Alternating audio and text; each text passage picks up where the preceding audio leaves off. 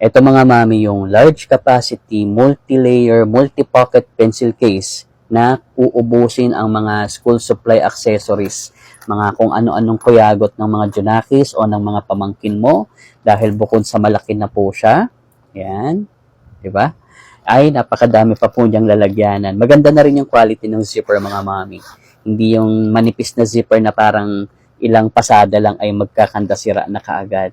Maganda-ganda na rin mga moms yung quality ng kanyang zipper, no? Hindi yung zipper na parang kay nipis na ilang pasada pa lang masisira na kaagad o mag-iipitan na kaagad. O ayan, dito po yung sa side na ito.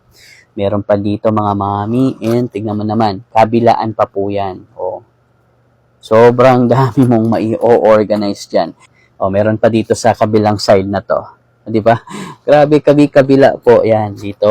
Tapos ito, nabubuksan pa to. Ayan, may velcro kasi dito. Ayan, ayan, may velcro dyan. Tapos ito pa.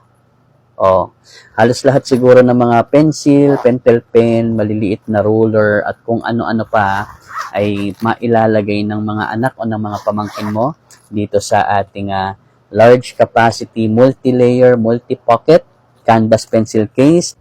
May 1 month mahigit pa tayo mga mami bago mag back to school. Kaya itong ating large capacity, multi-layer, multi-pocket, canvas pencil case. Lagay ko na po dyan sa yellow basket. Check out ka na.